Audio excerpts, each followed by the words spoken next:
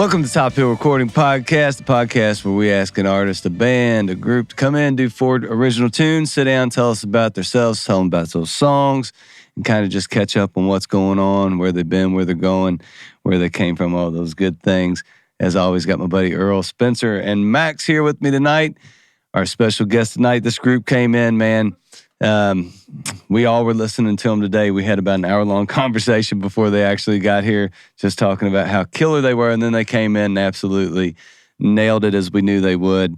Very, very different setup, 2-piece, and absolutely fills the space. Yeah. Killer tunes, badass time. Tonight, our guest, Feral Vices.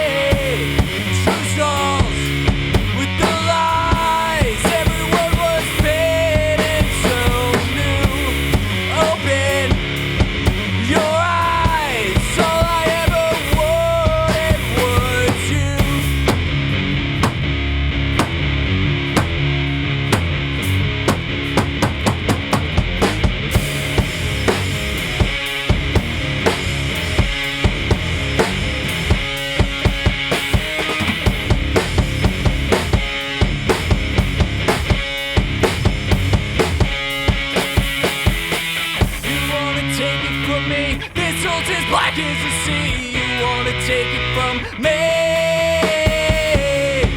True souls with the lies. Every word was painted so new. Open your eyes. It's all I ever wanted was you. Every word was painted so new. All you ever hated just grew.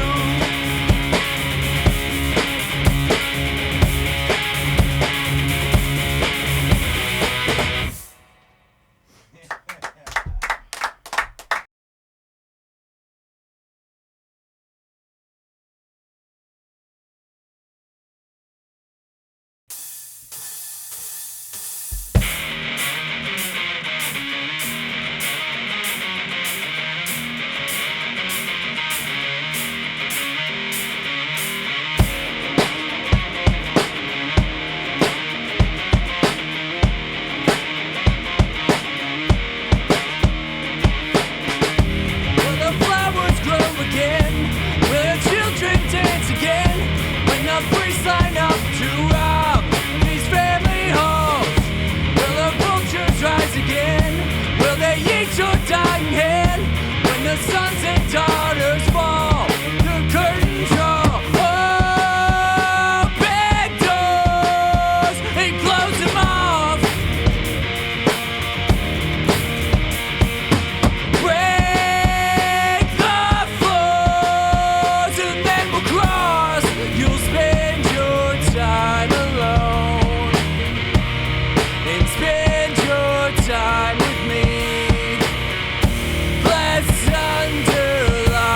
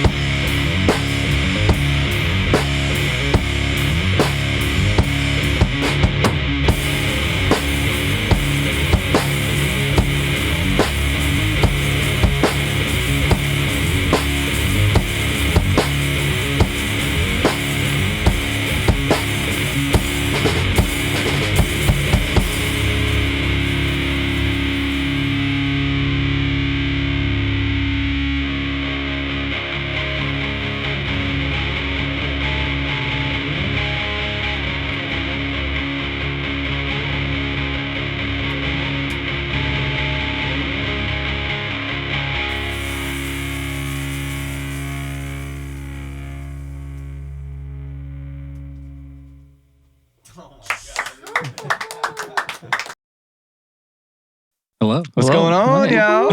Hi, thanks for having us. Hey. Good to have you, Yeah. fellas. Yeah, we like Neil said, we listen to you. Like we always listen to the guests before they come on. So we checked you out this afternoon.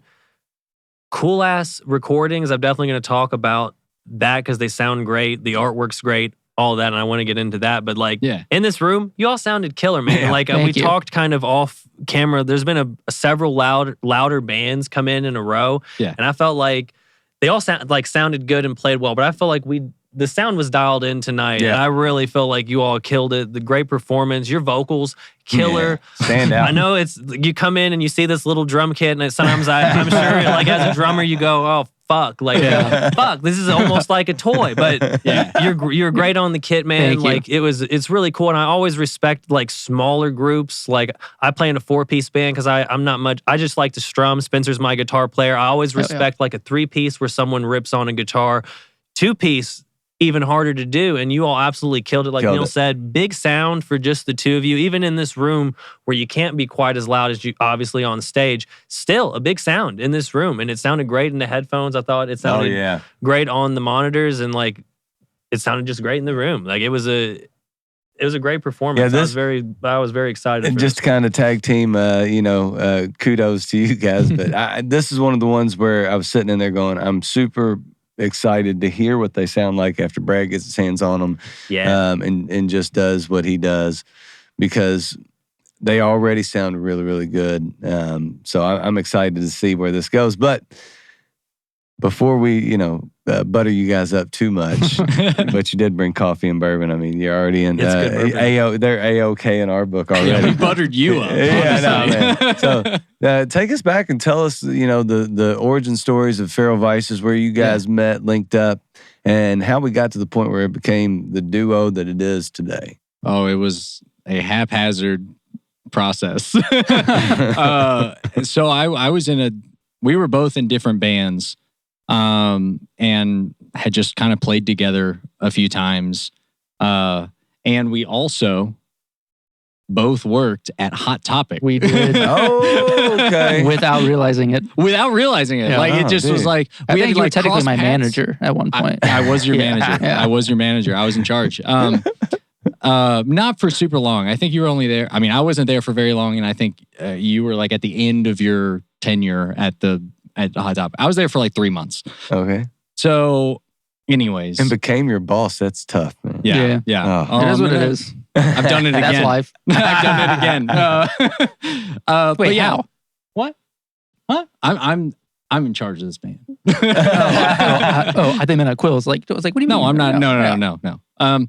He's the head guy. And we work at the same. We work at the same place now again. Anyways, so we were both in separate bands that had played together a few times, and I ended up, the band I was in was, it was going well, but then just some drama, how it goes, band drama. Oh, yeah. Ended up having to kick out a drummer, and then needed a drummer to fill in. And so I asked, not even you. You were not my first choice. I asked a different drummer to fill in. So a different drummer filled in for a show. And then he was like, I don't really want to do it. And I was like, okay, that's fine. I was like, who else do I know? And I was like, I wonder if Justin would do it. Like, I didn't really know him that well, but I was like, maybe he'll fill in. And so I asked him, and he was like, yeah, I'll do it. Yeah, sure, absolutely. So we went over, practiced in his parents' basement, and played a show. And then I kicked out everyone else in the band and asked him if he wanted to practice. And he was like, yeah. And so we just kept practicing those same songs from that band. And then slowly started writing new stuff. And then we played it. I think did we play a show as the old band? Just we the two of us? did, yes. Yeah. So we played a show as that band, just the duo. And then we were like, that's ridiculous. We need a new name. So we renamed ourselves, wrote all new songs, and just we're like, we'll add people eventually. Like, I'm sure we'll add another, guitarist or bassist or something at some point. And then we just never did. We just stayed this. And so here we are. Definitely makes But I don't know if you noticed, I don't know if you noticed, I never asked him to be in the band He in didn't. that story. Yeah. So he's never officially been asked to be in my I band. think you need to take a second right here and ask him if he wants to be in this band, man. Justin. Yeah. Do you want to be in my band? I guess. Hey! I'll take it. Congratulations, you guys. This is a big moment. That was more nerve-wracking than proposing to my wife. What if you said, you know what, I've really been thinking about this, and I'm glad you brought this up. I really don't want It's to like, I've enjoyed filling in, but I think you need to find somebody else. Like, it's about time. It's been like 4 years. I was going to ask how long ago that was when you were in the other band. So about 4 years ago that you were in the other band and this all started happening? It was like 4 to 5. Well, it was like 20. It was 5, yeah. It was probably 2018. 2018. 2018? 2017, 2018. Holy cow. Okay. Because Yeah, time my flies. old What band year is was it? still doing it. Yeah, so yeah, it was like 2017, 2018. I think it was 2018. Because 2019, we released our first EP. Or started to. I mean, Yeah. it was like our first song or something. And we're just still figuring it out. Like no two-piece ever tells you how hard it is to be a two-piece. Like, There's not a lot of people that can tell you other than like super Yeah. already Yeah. made it people and how you get a hold of that. So it's not that you're navigating waters that have never been chartered, but you are in very, very, short company, a short list of people that do what you guys do. And I think that's it. Number one, as a guitar player, there's a little bit of intimidation to it. Oh, yeah. And I'm sure the same as a drummer. I mean, you guys have to fill a ton of space. You can bring extra amps in, and you can do a lot of stuff to kind of make a lot of noise, but if it doesn't make sense, it's not going to work. So to be able to coordinate that between a two-piece, between what you're doing and filling up really the rhythm section with the drums, because you're kind of playing the lead section, a little bit of the rhythm section, you're doing a little bit of everything and holding down the bass. Yeah. But you are also having to fill up a ton of space with what you're doing. You have to play way more rhythmically than a standard drummer in a 4-piece or 3-piece band. So how do you figure that out? When you can't go ask another band, how do you guys make a lot of your shit make sense when it's two pieces? Is there anybody that you know of that isn't on a huge scale that's a 2-piece band? I don't. Well, I mean, there are a couple of local bands, that are 2 pieces. Well, we had Rebel in. Rebel in. They were a 2-piece. The Daddy Sisters. Like Okay. there are a few 2-piece bands locally, but I think it's really easy. Like the path is paved to sound like the White Stripes. If you want to sound like the White Stripes, that's done. Like you can do it. You just look up what Jack White played, and then you get someone who can play drums. And then you can kind of sound like the White Stripes. The harder thing is writing the songs. Obviously, I mean that's always the harder thing in a band is to write good songs. Yeah. But to sound like the White Stripes is not that difficult. But I really didn't want to do that. I wanted to find our own spot because I liked a lot of 2-piece bands. Royal Bloods, their first and kind of their second record, Death from Above, 1979, 68. Like all these 2-piece bands I really liked. And I was like, well, I don't want to sound like them. Mm-hmm. If I sound like them, what am I doing? Like, why do I exist as a band? And so I really wanted to have our own thing. And so I was like, okay, so I can base some of what I'm doing off of what they're doing, but then I need to come up with something else. And that made it incredibly difficult because it's already hard to figure out how to do it. To come up with like most guitarists don't even realize you can do an ABC splitter between 2 guitars and a bass. Yeah. And so we initially started, because I didn't know, we started with an ABY splitter, which means 1 guitar amp and a bass is what I did. Because I was like, I know I need bass for what I'm going to do. But I think what really helped was I grew up playing music in church. So I played some guitar and that's how I started. But then My older brother was in the church, and then there was always a guitarist who was better than me because everyone always played guitar. Everybody plays guitar. And so, yeah, everybody plays guitar. And so I was like, okay, well, I'll play bass and I'll figure it out and I'll get really good. And so I did. Like I'm honestly probably a better bass player than I am a guitarist. Because I played bass for like 10 years in church. Because I started super young and I did it all the way up till college. Second nature stuff. Yeah. As compared to guitar is not as much, you think? Yeah. Like guitar is definitely. The reason it's fun though is because there's some like unventured territory for me, you know. So when I started bands, I was friends with bass players, so I was like, oh crap, now I got to play guitar. So I started playing guitar. And so having that kind of background was really helpful in this because I know a lot of two pieces play bass. You know, Royal Blood, Death from Above, they do play bass. And so I was like, I want that low end because that's what I listen to. You know, that's what I'm into. So I wanted that. So I was like, I have to figure out how to get that low end really good, but also make the guitar interesting and like enjoyable to listen to, which is something that is like a never ending process. Like this pedal board that I have now, there are two pedals that are on that board right now that were on the board when we last recorded. Touch them. Which two were those? Yeah, which two were those?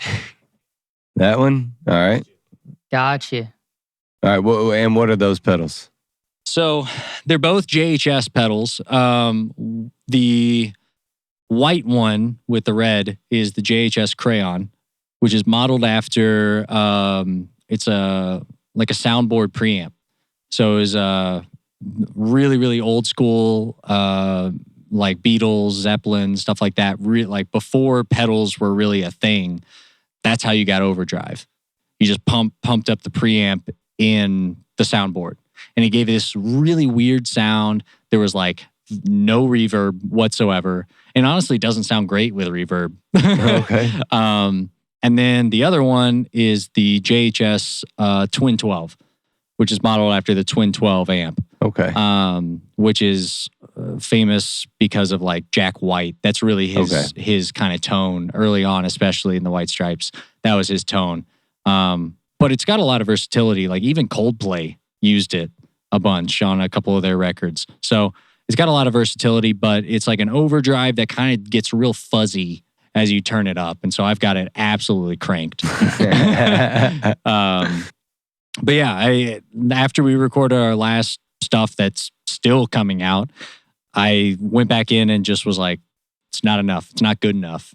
So it's kind of you're always chasing it within a two-piece especially. But yeah, having that bass background was super helpful when it comes to like figuring out what do I have to make sure is in the song in order for it to sound good as a two-piece. You know, you have to have that low end.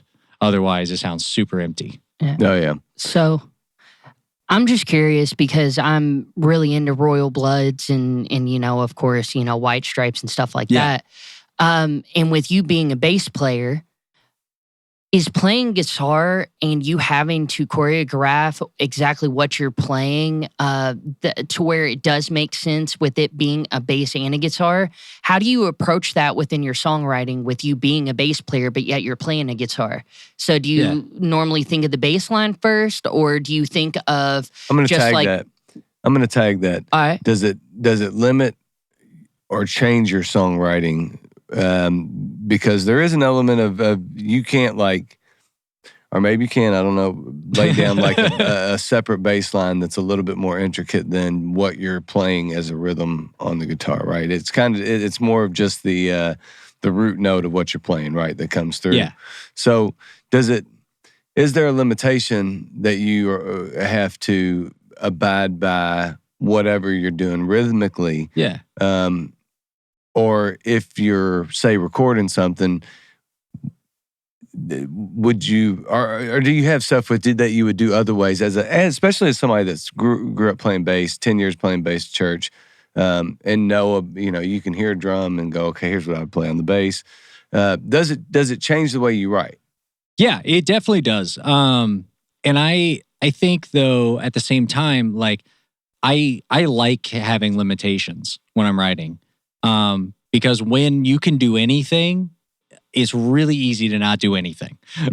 Like it's really hard to like figure out, okay, well, what's cool? Because it's like I can play any riff in the universe. It's kind of debilitating on some level, and I think having like forcing limitations. I mean, a lot of my favorite songwriters, that's always when they're like, oh, well, I had this concept record that I was writing, or we had this sound that we were going for. Like forcing yourself into a limitation and going, okay, I have to do something in within this these box, boundaries. Okay. Within these boundaries, yeah. That's I think where you can kind of create the best art. Is by forcing yourself into even like painters and stuff like that. Like even Michelangelo, not to compare myself to Michelangelo, but he was like, all right, I've got this block of marble. I have to carve something out of it. I can't expand upon it. And so he started to view it as the art, the sculptures inside of it, and I have to carve it out of it. And that's kind of how I started looking at songs, was like, because when I heard that, I was like, oh my God, like that's it. That's the thing. That's how I do it. Is I can play any note, but I have to figure out what notes this song is. So yeah, it definitely changes how you write, because you have to think about, does this fill it up enough? It does also help to have a drummer who fills in a lot of the low end, because he plays a giant drum set, which he didn't tonight, but still filled it I up. wouldn't say it was giant. I mean, it's pretty big. It's a pretty big kit. It's a standard kit. It's a standard kit, but like the sizing is pretty big. Like the snare, especially the snare. Like, Oh yeah, I do play a deeper snare. it's a deeper snare, and then I don't know. Having a bigger drum sound is really helpful. So like, I know you've got a lot of inspiration from like Dave Grohl and stuff when it comes to writing for the band, because he does so much to fill it up. Absolutely. When he needs to. He's very much a drummer who plays what's needed within the song. So that's why like the band Them Crooked Vultures, when he played for them, everybody was like, oh, I love that band. They're so Killer good. band. They're Yeah. so good. Stupid good. They're so good. A lot of people complained because they were like, oh, he sounds like a drum machine. And I was like, no. He doesn't though. He sounds perfect. Yeah. Like he is exactly what needed. That's why you feel like it's a machine. Yeah. But yeah, you have to, for me, I found that limitations are really helpful. I mean, there are a lot of bands that we play with that like are just nothing but incredibly talented people. Like everyone is so incredible at what they do that the band just sounds like noise, or they're just like fine. Like there's nothing to really connect with, because I think every band needs either like an intense limitation, or they need a member who's just not as good as everyone else. Yeah.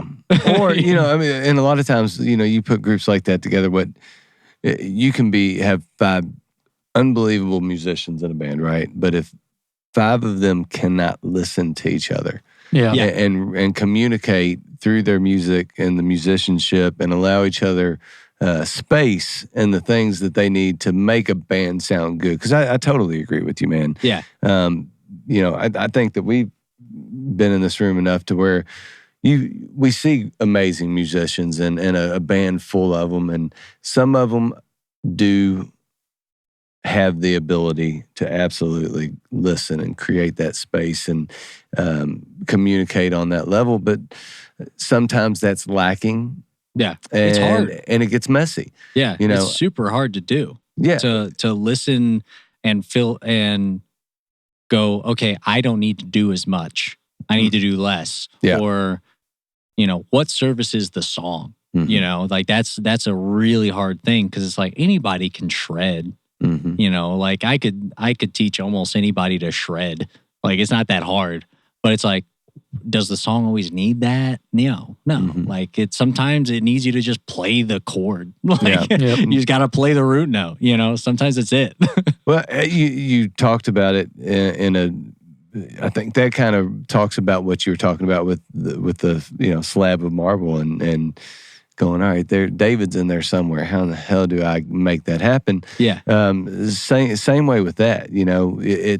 It's choices. It's listening. It's picking and choosing, and it's deciding at some point what not to do. Some of the greatest piano solos, guitar solos, vocal lines, as far as like melody, are the simplest things in the world. Mhm. But the song didn't call for crazy. The song didn't call for do something that like takes the focus off of this to go, oh, wow. It's not about that. It's not about how many notes you can play per second. It's about what are we doing here? What is this? What does it need? And to kind of just sit back and service the song like you're talking about. It's there. If you can ignore it and play a million notes, or you can not ignore it, play 15 notes, but 15 notes in the right spots with the right bends and the right emotion, that creates that masterpiece that we're all looking to write. Yeah, that's always the goal. yeah, it certainly is. So, Earl, I know when we were talking earlier, man, you had brought stuff I hadn't even thought about a lot of times. You brought up, like packaging on their records, the artwork, and so many things. I know Spencer was talking about how amazing the website was. There's so many aspects very of your professional stuff you have out there. Like, I think all of us commented on the artwork on all of like the releases you have. Even my wife was like, they have the best artwork of any band that we check out. And I was like, they fucking might. Yeah. Like, so tell us about that. Like, who does that? Why, like, you all are obviously very professional. Who is doing all this? Do you do this yourself? Do you like the website and everything? Like, who's doing this? I mean, a lot of it is a collaboration between the both of us when it comes to like the website and getting that kind of stuff set up. And it's everything is thought about. You can tell. Our goal with being a band is like, all right, we have to become undeniable. We don't have connections. We're not rich kids. We're not like the hottest dudes that have ever lived. I think you're handsome fellas. Oh, thanks, man. But like, we don't have like this extra push, and usually it's money, and it's like money helps big time. Yeah, and we're funding this band ourselves. Like, we don't have a parent throwing $300,000 at a record label to get us signed. So we have to. I'm like, all right, we have to become undeniable, because every band I know that did it, that made it, that's what they had to do. You have to become undeniable, and you have to be everywhere all the time. Like, you just have to show up and just keep showing up. Yeah. And so we were like, all right, well, then we need to have, everything needs to be top notch. And so we put a lot of work into the website. I know you did, Justin, you put a lot of work into it. I put a lot of work. And then also, we've been kind of lucky when it comes to the artwork. We have. We had a friend of ours that did the first couple of things. And then we just kind of moved on and had another friend that named Sarah Stewart, who kind of does all of our artwork now. She's done all the t-shirts and the singles and the upcoming EP stuff. Like, and it's always incredible. But like I think most of the time, it's kind of Justin who has like the eye or the idea of what he wants. Because I'll like write the songs and everything, and I'm like, I don't know, like just make it blue or something. I don't know. And then so I'll tell him what every song's about, and then he hears it all from the beginning to the end as the drummer, and so he kind of gets this idea in his head, and he's like, okay, I want it. I've got some ideas of like the style I'm looking for. Totally makes sense to me, man. That's the traits of a master roaster. He's like, this one has a little bit of hints of nutmeg and chestnut. That's your songs. He's like, all right, so I see this and I see this and I hear this. Yeah. So that kind of collates with me. What do you think? Am I out of my mind? No, I mean, there's definitely you have to know, you know, what to look for. And even if you don't even know what it is, you have to know how to search for it. Yeah. So it's like one of those things of like, okay, well, if we're going to do an Instagram page, then, well, what does that Instagram or the Instagram page have to look like? Mhm. You know, and then it's like, all right, well, then how, because there are several different formats. And then it's like, all right, well, I know that if we're doing this type of music and the bands that we follow, they have this type of layout. You know what? Like, let's follow somewhat of what they're doing, but Yeah. then kind of mix it into our own stuff, you know? Yeah. Yeah, for sure. Well, and it sounds like, you know, I don't know how much we like talk about this on the podcast, but intent. You know, there's a lot of intent behind what you guys are doing in every aspect of the game. Really important. It's important, but how many? I almost think it's an advantage of a two-piece to have you two rely on each other as much as you do for, hey, I got, you know, I'll do this part, you do this part, and to have total faith in each other's opinions and total faith that you're building the band. You're doing it for, hey, I got this idea. It you know, we have a small group here, and it's awesome to be able to kind of bounce ideas and go, hey, and have the faith and the trust that it's all we're brainstorming to make this whole thing better. And to have what we lack, because, you know, I lack, is the intent to go, okay, well, we're going to do this so we can do this. We're going to put this, all right, we're going to, you know, record this record. We've got this artwork coming. We've got shirts. There's intent behind every move. The website, which, you know, Spencer was showing us right before you guys got here, how detailed everything from the background. I mean, you picture scroll. There's always something that's like catching your eye, looking at it. There's an about.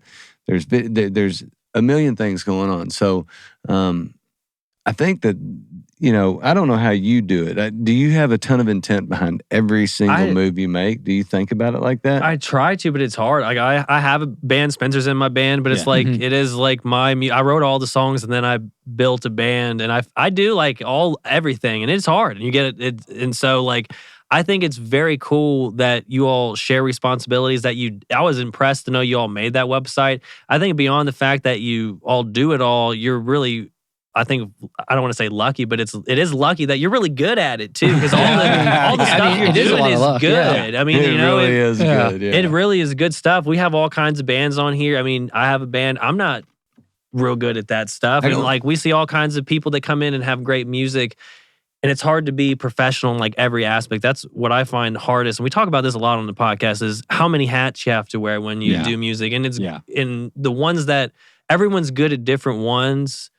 And no one, I think, is good at every single thing. But there's some things that's really important that you're good at. And it seems like you all are good at the important shit. Stuff. Yeah. And so, you're very professional. You sound great. We get all kinds of bands that sound great. But beyond that, everything you put out is just very pro, and it catches your eye. I would say that as well. You know, a lot of times we have people on that have one song or no songs, or you really have to search far and wide to find there. And it's not many. It's not a ton. There's just generally there's a track record, but you guys have a ton of presence with your own music, a ton of releases, a bunch of songs out, and the production, I think you guys said you do your own production. The production on them is awesome. That's great. We do not do it ourselves. No, you don't. We realize that that matters. And, it does matter. It does matter. Yeah, and we're fans. Like that was always our goal. Is like we wanted to be a band that we would want to listen to. You know, what's a band you would want to look at? What's a band you would want to listen to? We always that was our goal, was like to be our own favorite band, which we have not achieved. But I hope we never achieve that kind of ego. But that is the goal, is like, what would we want to listen to? And, you know, there's a lot of bands where it's you listen to them and you're like, man, I really like that song, but it sounds terrible. Mm-hmm. Like, it just doesn't sound good. Yeah. And so getting that to sound good has been continues to be a journey of figuring out, you know, what studio to go to, the producer, who's going to mix it, who's going to master it. And it's like every time we record, we realize there's something else we missed. Yep. You know? Yeah, that's a dance that you could do forever. Yeah. You know, that it really is. I think there's probably combos of people that have hit the nail on the head. I mean, there's amazing, but that's tough because you can play all the right notes. You guys as a duo can go in and record and sound absolutely, play flawlessly. Yeah. But yeah. what happens? Is the recording good? I mean, we've had times in here where, you know, we've been 15 minutes in and not hit a record button. I mean, there's things that happen in the studio. A mic isn't right on your kick and it just shits out and it totally ruins stuff. Or there's bleed over and there's so many things that can go wrong. So, I mean, that is such a tough balance to find the right spot. Yeah, and it's kind of fun though, you know, to be like. So where all have you all recorded? So we recorded first with our buddy. I can't remember his last name. Brandon. That was Brendan. Brendan? Oh no, yes. Brandon. I was Brandon thinking the other what? guy, Brendan. What's his last name? Brandon Stuck. Brandon Stuck. He was in a band. Yeah. I don't remember the band. Pickwick Commons. Yes, that's it. I mean, he was good. He's good. He recorded us super well. The recording sounded awesome. Mixing and mastering is difficult for a 2-piece, and so they didn't quite come out the way I'd hoped in some ways. But I mean, we also recorded them, and I didn't have the stuff that I needed at the time. You know, I was playing through a Fender Rumble amp for the bass, and it was like it didn't quite do it right. And then I had a different octave thing that I was using. So, you know, it was just a process of kind of figuring it out. And I realized, okay, I want somebody who can really dig in, and you know, maybe the recordings aren't quite as good, but the songs are sick. So we went and recorded with this guy named Brendan something. I do not know his last name. I don't remember. Brandon to Brendan. You're like, one letter should do it. Yeah, one letter should do it. Which is, it's funny. I don't know if you guys know the band As Cities Burn. As Cities Burn? I As know Cities of. Burn? You know, I know of that of, band. yes. I had a feeling you looked like somebody who would know of that band. Is that a good thing or a bad thing? It's not It's a a bad good- thing. It's not a bad thing. Yeah. You just I look don't like know, you would know dude. that It's band. good But thing. anyways, their drummer and I had kind of become friends at the time, and he recommended this guy. So we went and recorded with him. And I mean, it was literally a multi-million-dollar studio in Nashville. It was absolutely insane. Unreal. Absolutely unreal. Like the studio was a guy who had like platinum records and gold records and all this stuff. And Brendan was his engineer at the time. But we still got to play on this in this crazy studio. It was all custom amps. The drum kit cost like at least $100,000 with the kit and mics and everything. And then we got out, he mixed, mastered it, and I was like, it's still not it. Like, that's not it. Was it too clean? No, it was, I mean, it wasn't too clean. It was just like, that's not totally what we're trying to do. Something's off. And so I was like, maybe we need somebody to help out with the songs, with the vocals, especially. Because I was like, I just wasn't happy with where the melodies were. And so we started working with Nick Bruzzese is his name. I remember his name. We've done 2 EPs with him total. And he's out of New Jersey at the Gradwell house, right? Gradwell, yes. And incredible studio. Like they do all kinds of stuff there, big bands and orchestral stuff and whatever. But he was in the band Man Overboard. He was one of the vocalists, and then he's also in The Story So Far. The Story So Far. He's a bass player now. Yeah, he plays bass. And I was like, okay, pop punk kind of guy. I like his vocals. And he had like followed us on Instagram and was just like liking our stuff. Like he was just a fan of the band. And so I was like, why don't we hit this dude up? Like, and Justin was like, I already mentioned doing that. And I was like, oh, that's a good idea. I'm glad I thought of that first. So we hit him up and it was great. Like I learned a ton. And so we had him mix it and the guy who had the studio master it. And then we went back another time with this latest EP, which we've released 4 of the 5 songs. 5th song's coming out 12th. the 12th of July. Oh shit! I don't know when Oh, wait. this is coming out. It's like but Friday. It's Friday. it's Friday. Yeah, so All right, it'll be out by then. It'll be out a 1 week, I think. So Yeah, so biggest check song in that the out. world. Pretty sick that it became that. I'm on it. We're blessed, you know. But we Congratulations! yeah, Thank thanks, you. man. Yeah, number Don't one forget song about in the us, world. We please, beat Taylor please. Swift. How crazy is that? Yeah. So we recorded with him, and I was like, I don't know, I didn't feel like the mix hit it, and we had changed up some stuff on my pedal board and the drums and whatever, and amps and all that stuff. And I was like, all right, well, let's go with someone different. Let's go with somebody who's mixed a record that we really like and see who they might recommend for mastering. And so we went with his name is Martin Aaron Krona. He goes by Coney, but he's from Sweden. He worked on the last couple of releases by the band Refused, who are like one of my favorite bands ever. Justin likes them as well, but they're one of my favorite bands ever. And so he had worked on their album, and I was like, I really like the sound of it because there's like this kind of old school punk hardcore sound. There's a really natural sound, but it sounds really good at the same time, you know, like, so it's kind of this like lo-fi, but it still sounds good. And I was like, for a 2-piece, that could sound sick.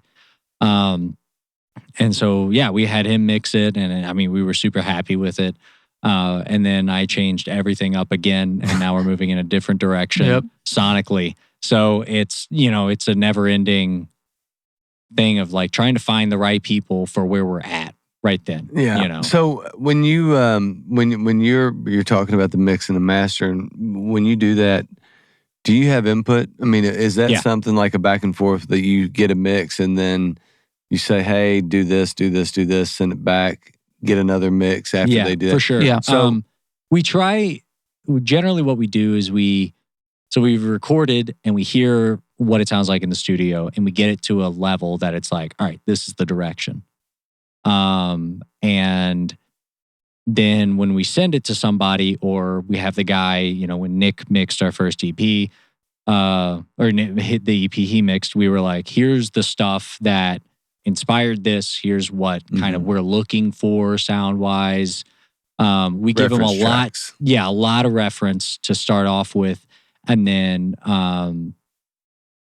you know, he gets the first mix in, and usually like they kind of get like, we've got an idea.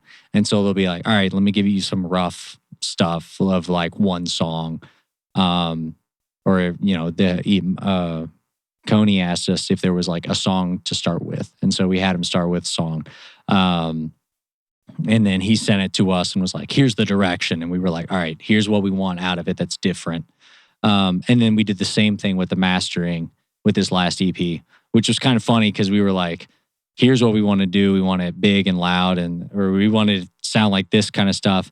And I don't even think we told him. We just like, it just got sent to him, and I expected him to ask us, and he was like, hey, I just did this. I figured you guys wanted it big and loud. And that's it. We were like, yeah, that was it. And so we just like accepted the first draft. We were like, that's as good as it's going to get. Like, it sounds big and loud. So sick. Dude, so you found the right guy for the last one, huh? Yeah. But yeah, it's definitely still a collaborative thing of like, I want to make sure he's happy with the drums. I need to be happy with the vocals and guitar, which is never going to happen. But I need to be, you know, it needs to be in the right direction, you know. So, hold on. You guys good over there? Yeah, we got cameras dropping down to like 10, 20%. All right. Well, we got that one up there if we're good. All right. We only got a couple more minutes anyway, I think. Yeah, we're already at 40. Yeah, we're good. We'll cut out all kinds of stuff. I just talk. No. So do I. Hook that one up, and then we're good. Make sure. Let me know when you're good, buddy. Yeah, we're You good. still smell like beef jerky. You can't focus. we're He not- hasn't I can't. talked because he can't focus. Good. Yeah, we're straight. All right. Fucking shit, man. You distracty bitches. Sorry. No, You just are doing ruined the the whole right thing. vibe. God, we were going somewhere. No, you're all right. Didn't mean You're all right to. on. You got some? Yeah, I do. Did I Sweet. see on one of your bios somewhere, do you all have a song in a movie? Yeah. How did that come to be? That's cool as shit. I feel like as a songwriter, like, you want to get a song on the radio if you can. Yeah. On TV in a movie, like that's kind of like the ticket, right? So like how'd that come about?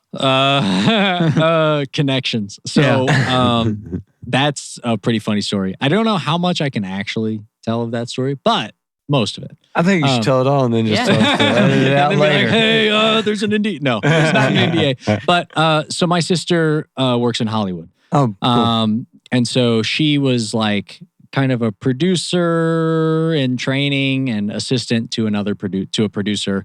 And so the movie is Accident Man, Hitman's Holiday, kind of a John Wick style movie. It's super fun. It's a super fun movie. But yeah, so she was like, hey, do you guys have a song? So they were still looking for songs in the movie. And the producer guy is like, I mean, he was like in his 70s or something. And so he was like, do you know of any songs that would work in this action movie? And she was like, hold on. And so she like messaged me while she's in this board meeting. And we were at a show, playing a show at the time. And I just happened to like, I think our set was done. No, I don't think we had played yet. And she was like, do you guys have a song that would work good in like a fast-paced action scene? And so I was like, you could pick any one of your songs. They would maybe. all be good. well, I was man. thinking like you need those like the hits, the boom, boom, boom, boom kind of thing for cuts. Cause it's like every couple seconds there's a cut, you know? Okay. And so I was like, yeah, so we have this song, we have another song, and that's the best I got. And sent it in, and they loved it, which was super cool. And then so like the main actor was one of the producers. So he had to get sent the song and he loved it. And then it got sent up to the executives at Sony that had to approve it. And then they were like, all right, so it's approved. We're going to put it in the movie. And then I did not hear anything for like 6 months or something. And I was like, I guess it's not going in, whatever. And so I just kept annoying my sister and being like, hey, like, are we going to like sign a contract or something? And she was like, I don't know. Like, I've been hounding them about it. But basically what ended up happening is it was supposed to be for a scene and like an action scene in the movie. And the movie ended up changing directors near the end of the process. And so like a bunch of stuff was up in the air and somebody forgot to sign the contract. And so we didn't end up there. But they knew they had promised us a spot in the movie. So they gave us the end credits song. Oh, like the first sweet. song at the end credits, which was like, honestly, way cooler. That's awesome. So we're in that movie. So we still get like Shazams all the time. Like I can always tell when that song is on the streaming service because we'll get a bunch of Shazams in like Turkey or something. Get that, or it'll be like on our YouTube page and be like, I saw this in the movie Accident Man. I was like, hell yeah, brother. I was like, I'm glad you're here. 5 stars. Yeah, it's great. Like it's super cool. So it happens all the time. Is that song? It's Mass Produce Your Revolution is the song. It just pops up on Shazam all the time. And I'm like, oh yeah, people are still finding it from that movie, which is super cool. Yeah, that's super. Yeah, it really is. Yeah, and they paid us like nothing. But I mean, they paid us like the legal minimum because I was like, we'll take whatever the minimum is because I was like, we have to be in some like. I was like, at this point, like we've already paid for it. Like they sent one of those checks where the paper was worth more than the check, but still. Which I was like, man, we're getting paper. You know, like I was just put it on the wall, frame it, one of those. Yeah, it's like hell yeah, dude. We'll accept payment in exposure at this point. You know, like that's killer. So you guys, you said 4 of your 5 songs on this last EP have been released. Are you releasing the 5th? Yeah. That's the one coming out. July 12th. Okay, which is actually this Friday for us, last Friday for everybody else, which leads me to the question that I really wanted. You already said that you're sonically changing directions, which means there's got to be something that you're working on already. So what's going on right now? What are you working on heading into, the next 6 months or so? Yeah, so we're writing constantly. So booking much. Booking shows, to keep playing. But a lot, like sonically, so I've changed up the entire pedal board. I've got a whammy now. I'm using a different octave pedal. a whole lot more fuzz and noise than before. I have always, from the start of this band, had an idea in my head, and I've been just kind of chasing it. And so this is kind of just the next step. So it's like, if you like the stuff we've already been doing, you're going to like it. It's not like we're going in a completely wild direction, but it's just, I'm like, all right, we're focusing more on like having these kind of heavier riffs, the dancey parts, but I want the drums to be able to shine a little bit more than they have in the past. And because he has some super sick beats and fills and stuff that I'm just like, how'd you come up with that? He's like, that's the only beat that makes sense in my brain. I'm like, because I have to, dude. There's no other sound. I got to do it. Yeah. So, so it's just kind of always, it's just the next step of like getting to the next level for us of like, all right, the guitars didn't hit as much as I wanted them to on this last EP. What do I got to do to make it hit more? And so, because the end goal is to be like our own favorite band, the best band we can imagine. And that's the goal. And so, if we ever hit that, we'll quit, that'll be it. Like, well, I know on this side of things that there's appreciation in the evolution, not going, here's what we are, here's what we sound like, here's what we're going to do, and continuing to chase something. Number one, I think it's inspiring on your all's side because you're looking for the next thing instead of settling into a groove or a vibe that you think, all right, we found it. I think that a lot of times the bands that stick together for a long time, they get stuck in that rut, survive on what they did at the beginning. I love, back in the day when I was coming up, I loved Pearl Jam. But Pearl Jam... How did I know you were going to say Pearl Jam? I just felt it in my bones. Because they haven't evolved. Yeah. It's a band that hasn't changed much in the existence of that band, and they put out something new, and you go, all right. I don't know, dude. I kind of love their new record. Same. Well, I haven't really listened to the new record, so I'm so good. I'll give it a listen now. I'll listen to it because you said that. But there's but what you want to hear in a band is to not get stuck in that thing. Yeah. To continue to search. The very first thing he said when you started playing was, "Dude, I love your tone. Your tone's sick." And for you to continue to chase and continue to look for that next thing, it's pretty awesome on our side to go, look, it's already sounds awesome. So to continue to search for that next sound and give Justin some room to do some things on his end and evolve, that's a big deal. So it just, I think, makes me look forward to what that next thing's going to be for you all. I think it's just another like check mark of all the good things you all do as a band, like all the online presence, the songs. Obviously, you're great musicians, and then you're willing to see what's next. I think that's cool because it would be easy to be like, oh, we rock. Let's just do this.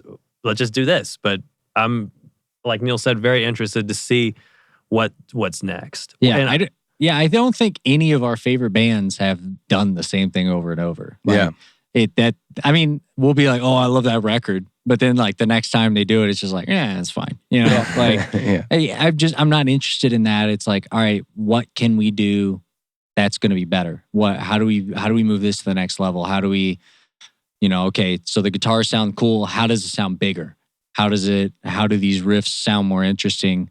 It's like, I don't want my guitar tone to sound like somebody else's, and it's like, I can't really affect my voice. It's just going to sound the way it sounds.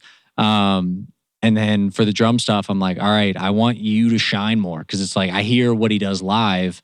And like, as we go, cause okay, here's what happens with like multiple times now. I write the songs. He's got these drum parts. 2 weeks before we go to the studio, I'm like, hey, I rewrote every song. So I rewrote every song. Everything's different. And then like the day before the studio, I'm like, hey, I changed the bridge on every song. So I'm trying not to do that and get better about it by just kind of putting pressure on myself earlier so that I have the songs kind of ready to go. But also, like, he's grown in as a musician and, like, as a drummer just incredibly over the last several years. And so, like, I'll show up with something different. He just, like, adapts, and it's just good to go. It's like reading. Say what? It's like reading. Like reading. He'll adapt. You adapt. I don't know what that means, but It's fine. I don't know what you mean by that. But yeah, right now we're kind of chasing. We've gotten it to sound the way we want to live, and we're like, okay, how do we get that on a record? And so that's something that we're really thinking about with this next stuff, as well as how do we write the best songs that we could write. Right, so I see where this is going. The next producer, recorder, and mixer, it's all going to be from tape. That's not a horrible idea. Probably not, because nobody has tape anymore. But it would be cool. Man. But I will be playing my amps. I hate amp sims. It just doesn't. Oh yeah. Like there are times where they sound sick. So I have like some records digital that I know that they recorded amp sims on, and I'm like, I still love it. It sounds so good though. But for what I'm doing, like that kind of natural, the natural fuck ups that happen, when you have something analog, it's not predictable, and that's something an algorithm just can't do. It has to be predictable. Dude, you can't reproduce those tubes. Fake it, yeah. You cannot fake those tubes. And so I don't care if you hook it up to SM57. It doesn't. You capture something in those tubes that you can't capture. With the digital button. Yeah, emulator. and especially with me, I'm like, I really want this specific sound, and the same with his drums. Like I want the drums to sound like his drums. So it's like, all right, if we're gonna do something to beef it up, like it still needs to sound like his drums. Mm-hmm. So if like he failed the whole time, like the record's just gonna have bad drums. Like that's just thanks, Justin. God damn. But yeah, I really want that is always the goal too. Is like we want it to sound like we do live, because I don't want anybody to show up to a show and be like, wow, they sound better on the record. Yeah, because so many bands, that's always what the it is. Trick, right? Is to somehow blend the fun and the excitement of live into the record. Yeah. You either have one problem or the other. You sound way too good on the records, and that's not what you sound like live, or you sound way better live, and you're always trying to make that happen. And I feel like that's a better problem to have than being really bad live. Well, I know one thing that happened tonight is you guys came in live and nailed it. The recordings are going to come out really, really good. And we are super happy to have you all here and have you all really kind of set an example of, you can be a badass rock band and still come in here and kill it. And you don't lose the energy. You don't lose you don't lose anything. If anything, it just shows an example of how talented you guys are as musicians, how really kind of honed in you are on the sound and on your tone and what you're really trying to do. And I know I loved it. Earl loved it. I'm sure these guys over at the Switcher Station. I was headbanging the whole time. So we appreciate it. Yeah. So it was kind of intimidating, honestly. No, man, it's not. Y'all absolutely killed it, man. Thank you. So for our listeners, people watching that want to follow you, want to listen to your stuff, want to see where this sound leads into the next EP, where can they find you? Everywhere. It's Feral Vices. Yeah. You just type in Feral Vices. That's us. Nobody else was crazy enough to think of that name. Dude, it's a great name. Great name. Yeah. Great name, great logos, great. Get yourself some gear. I know you can buy some gear. There's some good gear. Get yourself a shirt or something like that. Yeah. Check these guys out. Spencer, where you at, buddy? Just Spencer.Corbin on Instagram. On the grams. Max, how about you, buddy? Tell them where they can find your music, too. Lots of things. So, just really Max Donahue Music on Instagram. DONOHUE, because everyone likes to mess that one up, respectfully. And then you can find my music, just Max Donahue, same spelling of the last name, on all platforms. And you'll probably see my face and you'll know that's me. My album will be coming out in August, hopefully August 16th. But right around the corner. Not for sure yet, but soon. And then if you want to follow me on my personal, just Max.Donahue, DONOHUE. DONO. Don't forget it. Don't forget it. Don't know. All right, what about you, Earl? Yeah, Earl Bowman on wherever. I'm on there. Everywhere. Yeah, and subscribe to the podcast. It just takes a Subscribe second. to the podcast, y'all. It's easy to do. Goodness. Yeah. One easy Easiest click. thing. It's a good Easiest. podcast. I appreciate it, brother. All right. No, yes. Top Hill Recording on YouTube, Instagram, all that good stuff. Neil Johnstone. Follow me on Instagram. And until next time. All right. Thanks, fellas. Thank you.